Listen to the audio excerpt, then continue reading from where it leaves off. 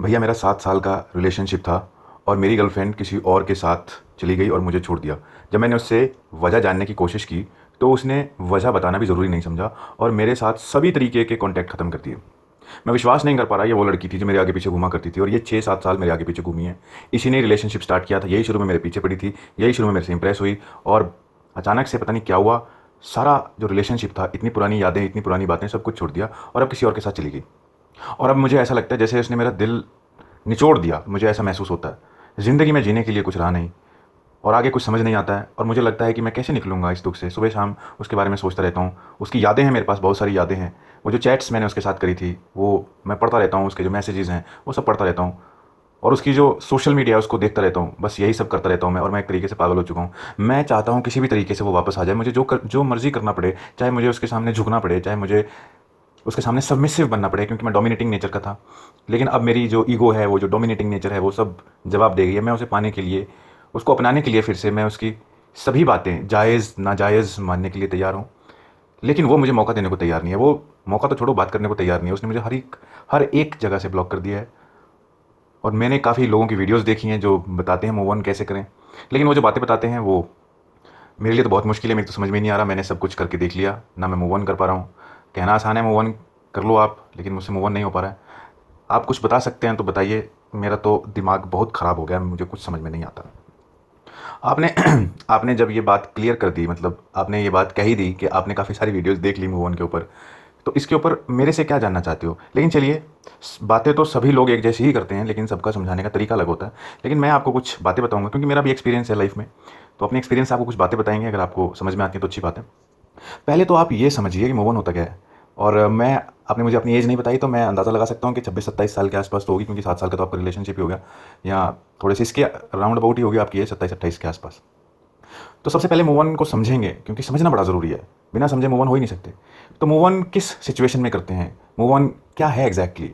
जीवन में जब आपकी ज़िंदगी से कोई व्यक्ति चले जाता है, या तो दुनिया छोड़ के चले जाए या आपकी ज़िंदगी छोड़ के चले जाए, तो आपकी लाइफ में एक कमी महसूस होने लग जाती है। वो जो जगह है, वो जो जहाँ पे वो व्यक्ति एग्जिस्ट करता था, वो नहीं है। तो वो जो जगह है, आपको वो खलती है। सारी बात तो ये है।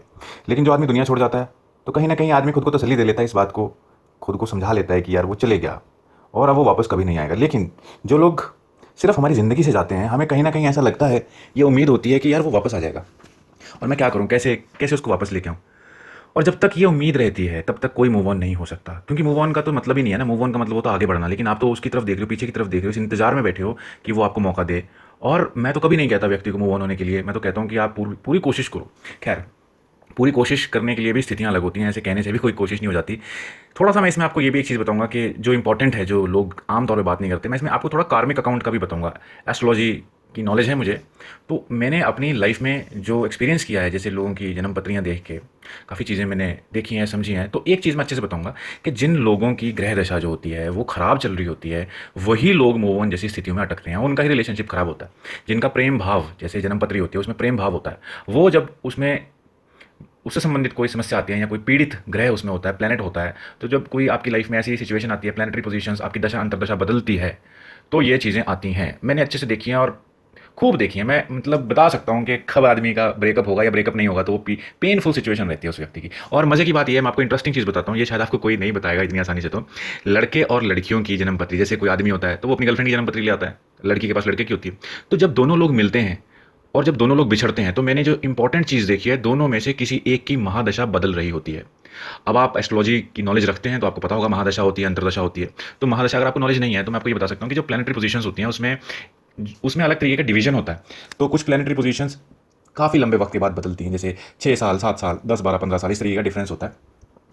तो उसके बाद फिर होता है प्रत्यंतर दशा, उसमें साल 2 साल, बहुत छोटे पीरियड में वो टाइम बदलता है। फिर उसके बाद और ऐसे करते करते बारीक होने लग जाता है। लेकिन जो महादशा होती है, जब वो बदलती है, तब लड़के की बदली या लड़की की बदली। अब मैं आपको एक बताता हूँ बात। सपोज आप बड़े लॉयल थे, आपने वफादारी निभाई, आप जैसे थे, आप अच्छे थे, आप बुरे थे, आप डोमिनेटिंग थे, आपकी गर्लफ्रेंड आपको झेल रही थी। आपकी गर्लफ्रेंड झेल क्यों रही थी? या तो उसकी ज़िंदगी में अच्छे ग्रहों की दशा चल रही थी या बुरे बुरे की चल रही थी, तो वो आपके साथ संपर्क में थी। अब अगर सपोज मान लीजिए आप अच्छे व्यक्ति हो, आपने दिल से सच्चा प्यार किया, लेकिन जब उसके ग्रहों की स्थिति खराब हुई तो वो चली गई। अब उसका आगे वक्त आना था बुरा। ये जो बातें मैं बता रहा हूँ ना, ये प्रैक्टिकल बातें बता रहा हूँ मैं आपको, मैं ऐसी बातें नहीं कर रहा आपको, मैं प्रैक्टिकल बता रहा हूँ जो मैंने लाइफ में ऑब्जर्व किया है, देखा है। तो लड़की की दशा हुई खराब और वो चली गई उस व्यक्ति को छोड़ के। और जो आगे की जो स्टोरी है, उस लड़की के साथ इतना बुरा हुआ, जो उसके जीवन में है उसने उसके साथ इतना बुरा किया। और ये जो लड़का था जो रोता था ये लड़का, इसकी लाइफ, इसकी भी दशा बदली, लेकिन इसकी अच्छे के लिए बदल रही थी। तो वो जो जाना था, वो नेगेटिविटी उसको समझ नहीं आया। उसको तो ऐसा लगा यार ये चली जा रही है, छोड़ के चली गई, जिंदगी बर्बाद हुई। लेकिन उसको नहीं पता कि जिंदगी तेरी बर्बाद होने से बच गई, अब तेरा अच्छा टाइम आ रहा है, इसलिए तेरे को छोड़ के चली गई, क्योंकि इसने तो बर्बाद होना था। तेरा बुरा टाइम था तब तक ये तेरे साथ रही, इसका थोड़ा सा अच्छा था, इसको तेरा प्यार मिला, इसको इस लड़की को तेरा प्यार मिला, तेरी गाइडेंस मिली। वैसे एक लड़की और है जो मेरे को मैसेज करती है, वो भी, उसका भी प्रेमी उसके साथ बड़ी अजीब अजीब सी डिमांड्स करता है। वो बोलता है कि मैं किसी के साथ रिलेशनशिप करूं, मैं ये करूं, मैं ऐसा करूं, वो भी बड़ी बड़ी बातें करता है आदमी। अब इनकी सिचुएशन में क्या हो सकता है? ये आदमी जो है ये सही आदमी नहीं है, इसकी ग्रहों की स्थिति सही बिल्कुल नहीं होगी। ये आदमी जिसके साथ भी जाएगा उसका बुरा करेगा। अब ये लड़की है, अब इनको नहीं मालूम कि ये जो तुम्हारा बुरा वक्त चल रहा है तभी ये व्यक्ति तुम्हारे जीवन में आया, और अब ये जाने की बातें करता है, जैसी स्थितियां बन रही है ये रिश्ता तोड़ने की बातें करता है। तो अब इनको बड़ी तकलीफ होगी कि यार मैंने सच्चा प्यार किया, वो मुझे छोड़ के जा रहा है। लेकिन उनको नहीं मालूम कि ये तुम्हारे फायदे के लिए जा रहा है, उसका बुरा वक्त आ रहा है, तुम्हारा अच्छा वक्त आ रहा है, तो ये रिश्ता तो टूटना ही था। तो ये चीज़ें होती हैं, लोगों को समझ नहीं आती, क्योंकि लोग प्रैक्टिकल तौर पे चीज़ों को समझते हैं, और सही मायने में तो प्रैक्टिकल तौर पे भी नहीं समझते। अगर प्रैक्टिकल तौर पे भी समझो तो भी किसी को छोड़ना आसान, मुझे लगता आसान है। क्यों आसान है? तुम अगर प्रैक्टिकली किसी चीज़ को समझो, सपोज तुम किसी रिलेशनशिप में हो, रिलेशनशिप एक दिन में ना तो बनते हैं ना टूटते हैं, सीधी सी बात है। तुमने, अगर हम इसको एस्ट्रोलॉजी के तरीके से, तो मैंने समझा दिया तुमको कि तुम दोनों में से किसी का वक्त अच्छा आ रहा है, तभी दोनों में से तुम दोनों का सेपरेशन हुआ है। अब या तो तुम्हारा अच्छा है या उसका अच्छा है। अगर दोनों का बुरा होता तो तुम दोनों साथ ही रहते, या दोनों का अच्छा होता तो भी साथ रहते। दोनों में से किसी एक का वक्त या तो काफ़ी अच्छा होगा या बुरा होगा। अब दोनों में से अच्छा कौन था? आप थे या वो थे, आपकी गर्लफ्रेंड थी? दोनों में से अच्छा कौन था? आप केयरिंग थे, वो केयरिंग थे? गंदी आदतें किस में ज़्यादा थी? आप ये भी सोच सकते हो कि कैसे पता चलेगा अच्छा बुरा कौन था? हमें तो हम ही अच्छे लगेंगे, हमें तो हम ही अच्छे लगेंगे ना, और दूसरे को दूसरा। आप ये देखो आदतें किसकी अच्छी थी? दोनों में से इमोशनली स्ट्रांग कौन था? दोनों में से इमोशनल सपोर्ट कौन दिया करता था? जो इमोशनल सपोर्ट देता था वो सही था, उसका टाइम अच्छा आने वाला है, और जो इमोशनल सपोर्ट लेता था उसका टाइम खराब आने वाला है। ये चीज़ें हैं। और अगर इस चीज़ को प्रैक्टिकली समझें, साइकोलॉजिकल वे में समझें, तो साइकोलॉजिकली ऐसे होता है कि कोई भी रिलेशनशिप ना तो एक दिन में बनता है ना टूटता। आप उसको जो समझाते थे उसको समझ में आता नहीं था, उसे चाहिए थी अटेंशन, क्योंकि लोगों को अकेलापन महसूस होता है। तो मैं अपना एक्सपीरियंस बताता हूँ इसमें, मेरा भी काफ़ी ज़बरदस्त एक्सपीरियंस रहे हैं दोस्तों के साथ। लाइफ में मेरा तो एक्सपीरियंस ही काफ़ी है।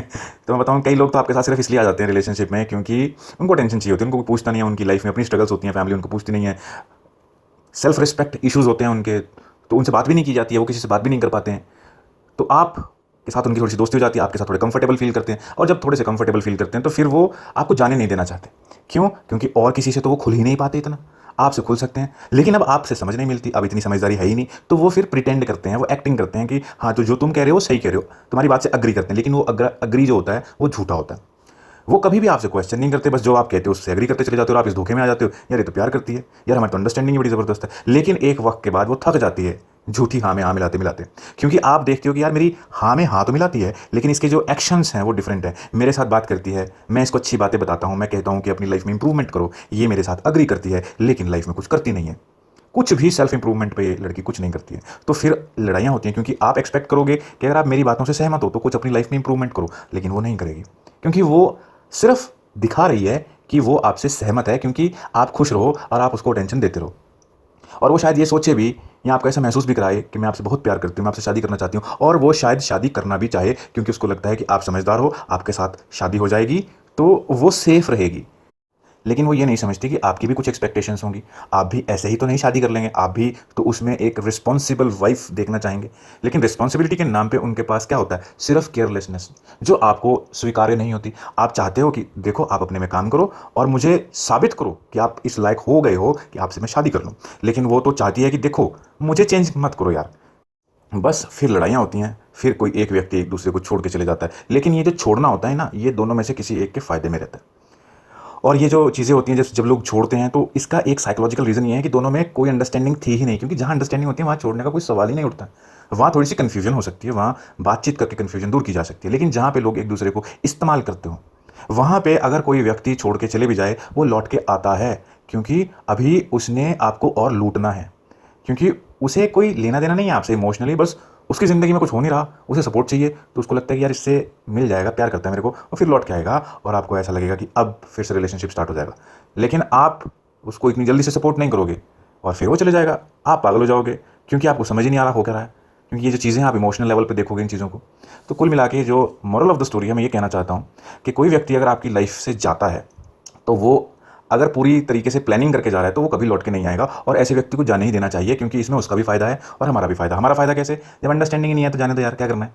और उसका भी फायदा है, क्योंकि ठीक है वो भी कोई ऐसा व्यक्ति ढूंढ लेगा जो उसके जैसा है, उसकी सोच मिलती है। इसमें कोई ऐसी बात नहीं होती, ऐसी दुख वाली बात नहीं होती जितना लोग दुख ले लेते हैं। कोई दिक्कत ही नहीं है, कोई स्पेशल नहीं होता है, आप ही उसको सोच सोच के स्पेशल बना देते हो। कोई ऐसी कि कोई भी व्यक्ति इतना परफेक्ट नहीं होता है कि आपको लगे। अगर कोई व्यक्ति आपको सच में परफेक्ट लगता है तो आप उसको क्या ऐसे जाने दोगे? और वो जाने से पहले इंडिकेशंस भी तो देता है, वो लड़ाई झगड़े करता है, और अगर वो कहता है कि मुझे तुम्हारी इस बात से शिकायत है, तो आप उस चीज़ पे काम किया आपने? अगर आपने उस चीज़ पे काम किया होता तो वो क्यों जाती? लेकिन ज़्यादातर सिचुएशंस में जो अच्छे लोग होते हैं वो तो काम कर लेते हैं, लेकिन वो एक्सपेक्ट करते हैं दूसरे व्यक्ति से अब आप भी अपने ऊपर काम करो, लेकिन दूसरा नहीं करना चाहता। दूसरा सोचता है यार छोड़ो ना, इसने तो दिमाग ख़राब कर दिया। तो कुल मिला के बात ऐसी है, जो जा रहा है उसको जाने दो, जो आ रहा है उसको आने दो।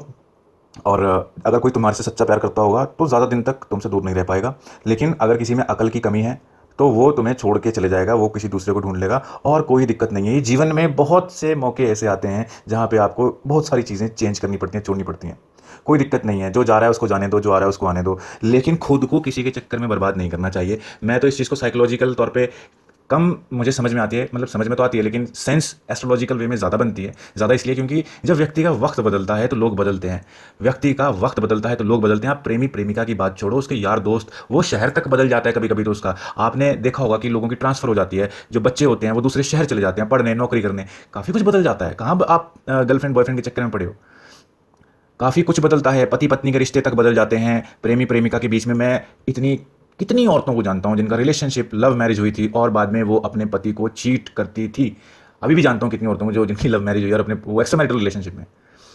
तो क्या है ये सब चीज़? ये सब चीज़ ग्रहों का ही खेल है, प्लानिटरी पोजीशंस है, पिछले जन्मों की कर्म है, और वही है कि उसके पति का जो है या पत्नी का वक्त ख़राब है और वो इस काम में जा रही है।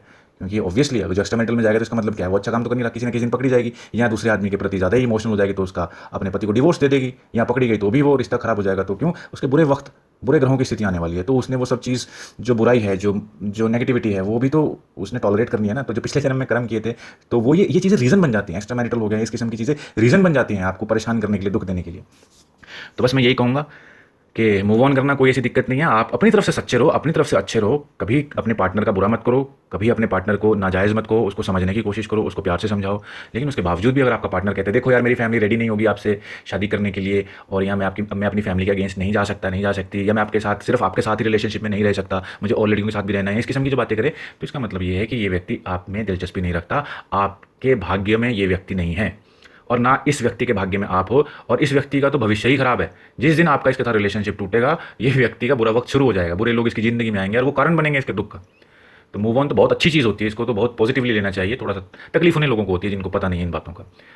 तो मूव ऑन कोई ऐसी चीज़ नहीं है, मूव ऑन तो अच्छी बात है। और एक और बात बताऊँ, मूव ऑन को आप ऐसे देखो कि जब तक आप उम्मीद रखोगे तब तक आप मूव ऑन नहीं हो पाओगे। जैसे ही कोई व्यक्ति जाता है, वो जो एक खाली जगह हो जाती है ना, आप उसको भर दो, दूसरे दोस्त बना लो, नए दोस्त बना लो, और आप नए लोगों में बिजी हो जाओगे। पुराने की याद भी नहीं आती। अगर जो नई गर्लफ्रेंड है पुरानी वाली से ज़्यादा देखने में दिलचस्प है, पुरानी वाली की कौन याद करता है, चाहे कितना भी इमोशनल अटैचमेंट हो, फिर तो नई वाली अच्छी लगती है। तो यही चीज़ें होती हैं। जैसे बस आपको ज़्यादा क्या समझाऊँ, आप समझ ही गए कि जैसे कोई भी पुरानी चीज़ है, सपोज वो ख़राब हो गई और आपको नई चीज़ मिल रही है जो उससे बेहतर है, तो क्या पुरानी को मिस करोगे? पुरानी को तभी मिस करते हैं जब नई उससे अच्छी नहीं है। लेकिन अगर आपको नई चीज़ मिलती है जो पुरानी से अच्छी है, तो फिर कहाँ पुरानी को याद करोगे? फिर तो खुशी की बात है कि पुरानी चलेगी। दुख इस बात का होगा, अरे यार जाने में तुमने बहुत टाइम लगा दिया, तुम थोड़ा जल्दी चली जाती तो ये जो नई है, जो अच्छी है, ये जल्दी आ जाती। तो यार पॉजिटिवली देखा करो ज़िंदगी को, छोटी सी ज़िंदगी है, इतनी बड़ी ज़िंदगी नहीं है। लोग जो 20-25 वर्ष के होते हैं उनको लगता है लंबी ज़िंदगी है, उनको ऐसा लगता है कि कितनी लंबी ज़िंदगी है, पर यार पता नहीं चलता है कब वक्त निकल जाता है, कब ज़िंदगी बड़ी तेज़ी से निकलती है। इसलिए जो जाता है जाने दो, जो आता है आने दो, अच्छे से रहो, इज़्ज़त से रहो। जो जब तक आपके पास है इज़्ज़त से रहो, उसकी इज़्ज़त करो, क्योंकि किसी का कुछ नहीं पता कौन कब आपके जीवन से आपको छोड़ के चले जाए। आदमी को खुद ही नहीं पता, उसका क्या पता सुबह है शाम है नहीं है, क्या पता चलता है?